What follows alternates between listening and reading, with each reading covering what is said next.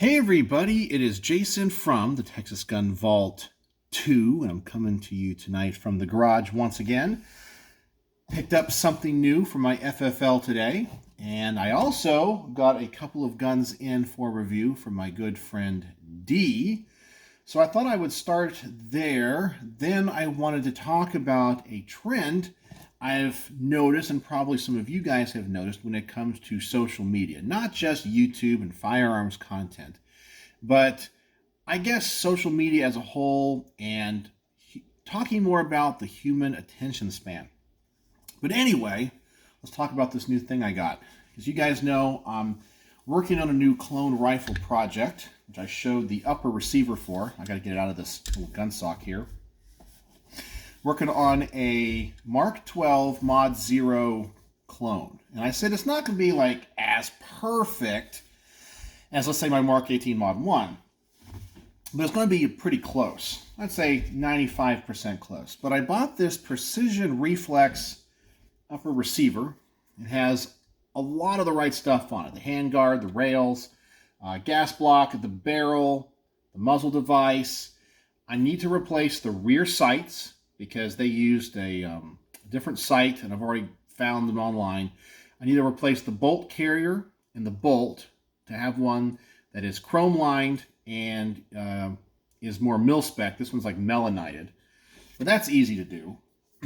But when it came to the lower receiver, I was trying to decide what I was going to do with this. Now, because the upper receiver here is made by Precision Reflex and is not a Colt or an Armalite one, I mean, it's all to mil-spec, but it's not marked as such as one of those manufacturers. I was like, maybe what I'll do is I'll make a Precision Reflex Mk12 Mod 0. I know they've sold them as complete rifles, and if I bought one from them, I can get one that would match the color of the upper. So that is what I did. I ordered from Precision Reflex directly a lower receiver with the A2 stock on it.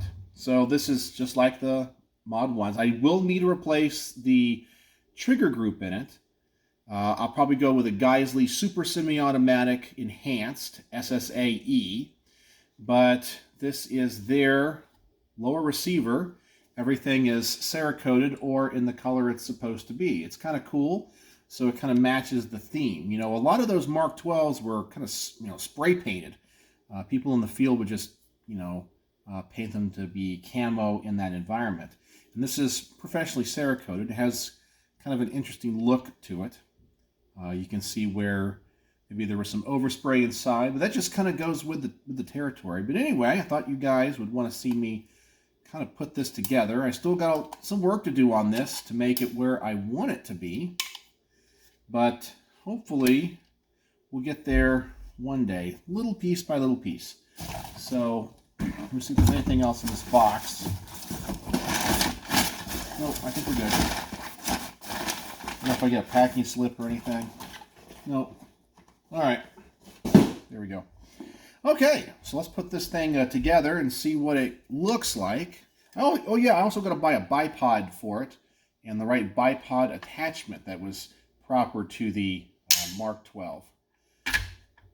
And ooh, that is a little tight right there. Oh, there it goes. Guess it was just the angle. So there you go. Precision Reflex lower receiver, also in flat dark earth to go with this Mk12 upper. So this is my Mk12 build so far. Not really a build. It's more just putting things together and buying them from different places, but I will work on that rear sight and the bolt carrier. See everything I have to do on this. Trigger, the safety selector switch, the rear sight, the bolt carrier, and I need to get the right lever release for a bipod and the bipod, which is a Harris bipod. And then I got to start deciding when it comes to an optic what I'm going to do. There's clone correct optic accessories like the rings in certain scopes. Now, the scopes that they used back in the Mk12 program around 2000 are no longer made, but Leupold makes similar optics. And then, of course, I got to find a suppressor that's going to work with this. I know there's 2 companies that make them. I see them for sale, and I might have to just save up and buy one and then have my FFL SOT friend handle the transfer for me. But anyway, so that is where we're at with this build and what I plan on doing. So that's pretty darn cool looking. I like how this is turning out. So there's my Mark 12. All right, so let's set that aside and down here. And now let's take a look at the guns we have into the channel for review.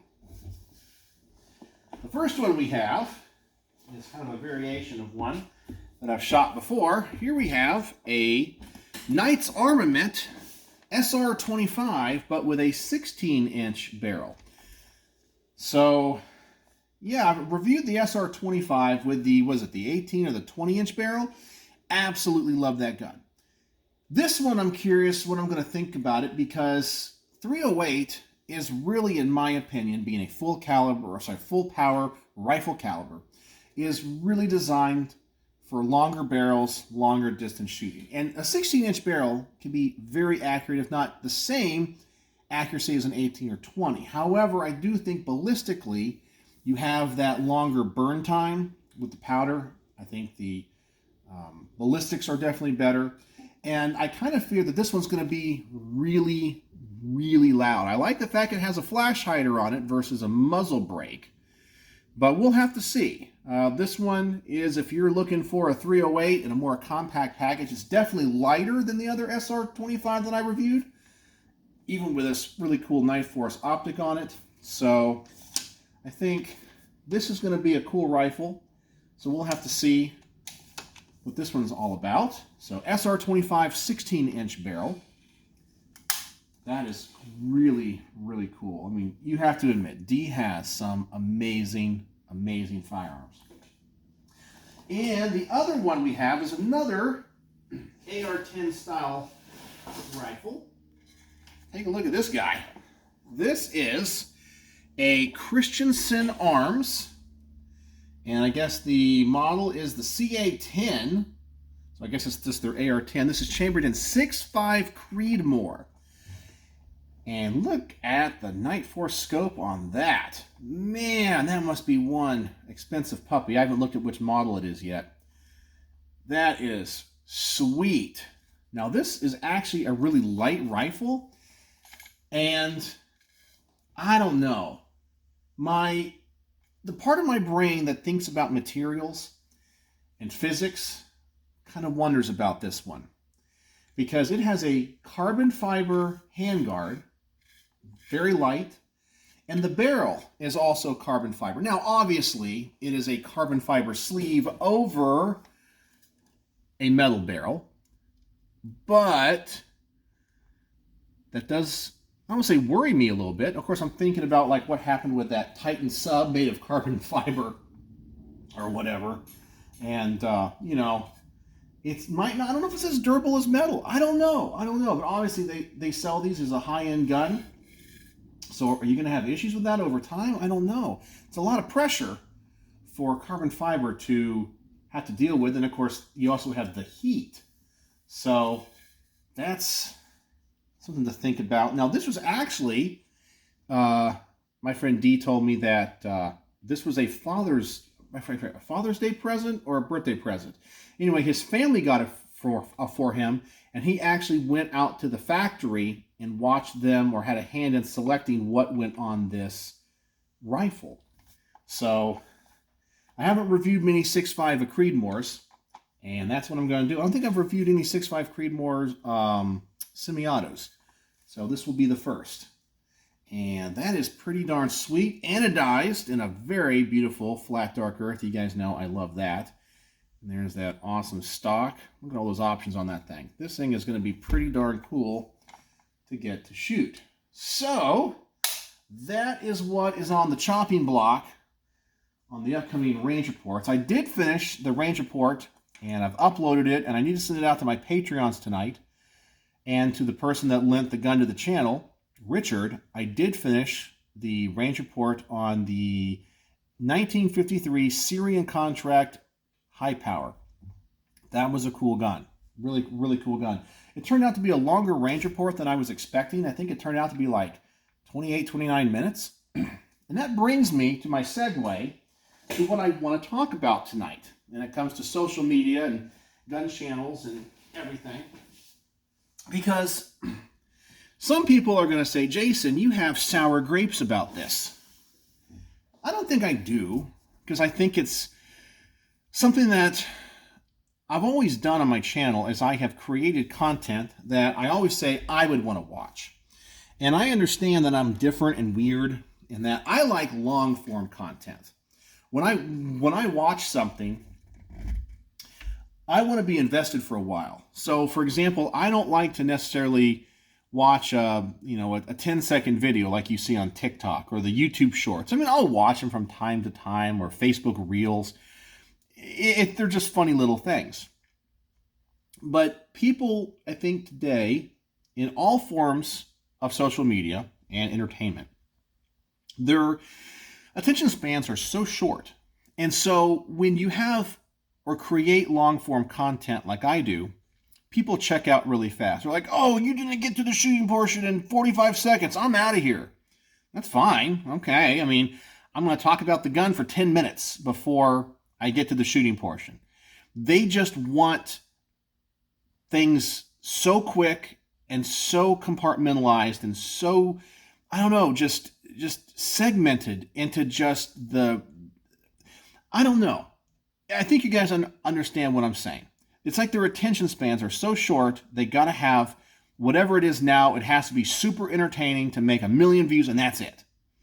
And that's not what I like to create, and it's not the type of content that I like to watch. I create long-form videos. And of course, I say that's not for everybody. I mean, if you don't like that, then don't watch. It's perfectly fine. You don't hurt my feelings. Because I understand that some people prefer short form. Okay, and there are people going to go watch that. They want to watch a 4-minute gun video versus a 28-minute gun video. And I think in general as a society, it's bad. Because a lot of great art, not, gun content. I'm talking about like symphonies or going to a museum or anything that you want to excel at in life and be great at. It's not something that can be conquered in a 15-second video. If that's all your attention span is, I think you're going to miss out on a lot in life. There's so many great things that you have to take in larger doses. I spend a lot of time at night watching Rumble and YouTube videos about astronomy. I love astronomy. I love astrophysics, all the latest news, and what the James Webb Space Telescope is discovering, what it means for the hunt for exoplanets and exomoons. And sometimes I'll dive into the philosophical aspects of astronomy, like solutions to the Fermi paradox. I love stuff like that. And I can watch those videos for, 45 minutes to an hour. And then I'll move on to another channel that I've been getting into lately is The Fall of Civilizations. And it's this long-form documentary on various civilizations that have risen and fall, and the story of those. I love that stuff. And I really feel like I learn, and I love assimilating that knowledge. But people, I think, just want to watch a TikTok video or a YouTube short where somebody takes, I'll just say this, Mark a 12, and it's like a funny video. It's like, how to load a Mark 12. Like, what's his name? Firearms Unlimited, I think is that what it is? Or Anyway, he's funny. He's an Asian guy. He makes really hilarious like YouTube shorts.